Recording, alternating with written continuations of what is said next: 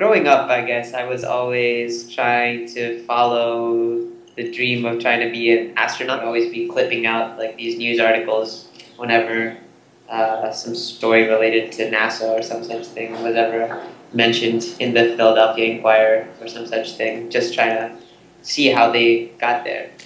And I did that all throughout, like undergrad to grad school to getting laser eye surgery. I had a college friend who was starting this biodiesel venture, some period of time when I was waiting for the Air Force application to clear. And I had been looking at these biographies of these astronauts after they had gone to space that I thought I'd come at least to check it out, to see what my friend was doing with this biodiesel venture in India, in rural India. And that's kind of where we began. I mean, I got my first exposure to agriculture in general and in India in particular. And this whole venture, though, sort of fell apart within like about 3-4 months. But I was able to sort of decide, I guess, like through generally seeing the space and thinking about my motivation for going to space in the first place, and think that perhaps instead of trying to get my own 15 minutes in space, I could do something here. So digital green itself, we like to think of as American Idol for farmers. So we train rural communities to create videos that are by farmers, for farmers, and of farmers to exchange best practices with one another. And we partner with organizations which are NGOs and government types that are already working with these communities and train them to create these videos and then to share them. We share these videos using a battery-operated pico-projector sort of device to screen these videos in places that obviously have limited electricity and internet connectivity, and where these videos are shown to small groups of farmers, usually just 15 to 20 people at a time, mostly who belong to like a women's self-help group, and where there's somebody from the community who serves as a mediator as these videos are shown to pause, rewind, ask questions, get people's feedback. And all of that sort of data and feedback is used to inform the next iteration of the videos that are produced. And so now we're working across 6 states here in India with 1,200 villages and 100,000 farmers. We recently began some work in Ethiopia and Ghana. And we've generally found through a controlled evaluation that this approach basically improves the efficiency of these existing agencies that are working with these farmers and trying to train them on these better practices or techniques through traditional means of field demonstrations or exposure visits, but now through videos and technology being able to improve their efficiency by a factor of 10.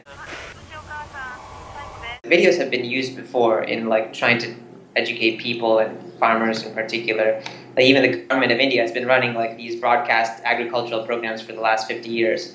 But it's only in like the last like 5 or 10 years where, at least in India, now these like camcorders, these pico projectors, these TVs, DVD players are now here and are cheap and can really be used by people locally at these villages to be able to produce and share content with one another. And what we found was like people have like this large disconnect between having like some outside person from a different educational and geographic social background from themselves, and that can serve as a hurdle in them not being receptive to trying out a new practice. We found that they really want to see somebody that they can relate with that has a similar socioeconomic, educational, sort of resource constraint situation as themselves. You know, because the first 2 questions that farmers ask when they watch these videos is, what is the name of the farmer in this video, and which village is he or she from, right? To really authenticate the source of the information that they're seeing.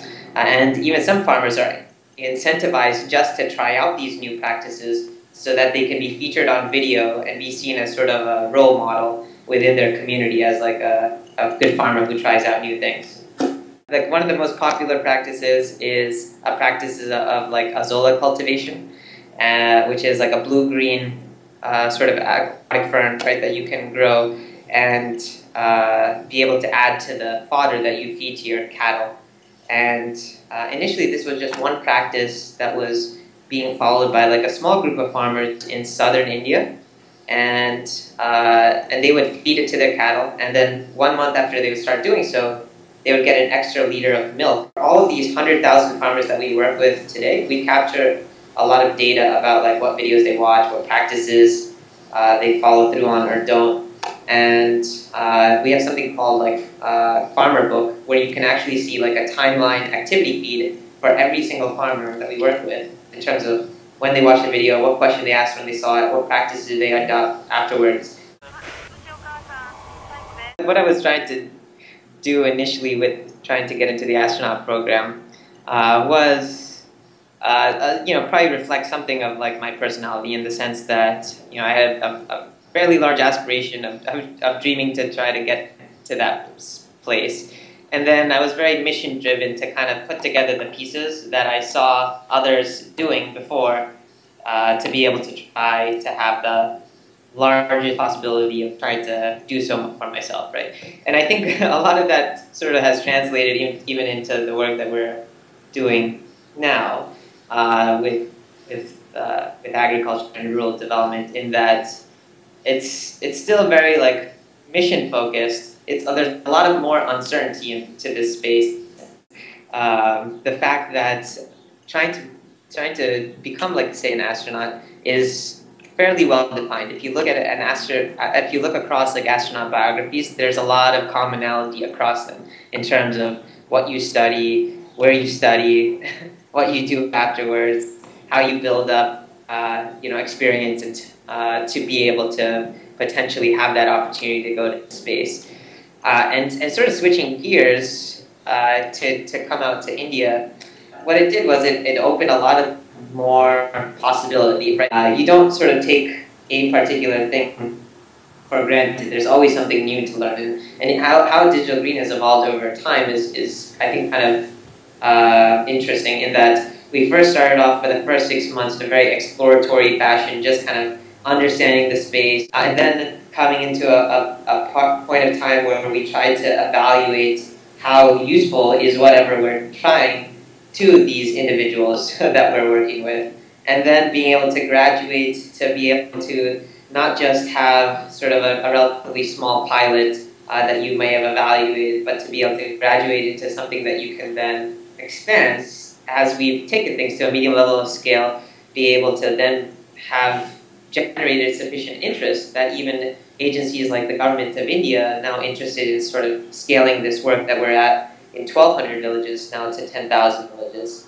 And so I think we couldn't have jumped from where we began, 6 years ago to where we're about to go to 10,000 villages without actually going through some of this process. But and I think that process was really important, in that it allowed for a lot of learning and reflection within myself, as well as the team that we kind of developed along the way. And I guess one of the big lessons for me, especially, is not being somebody who is from the agricultural sector. If you can sort of bring together some of your systematic sort of thinking about these are the various players, government, non-governmental, communities, infrastructure, resources that are all kind of at play, where's the one bottleneck that I think that I have some background or experience that would be of use. We might be working on agriculture, rural development, and trying to improve people's productivities and incomes, but those are actually just means to end.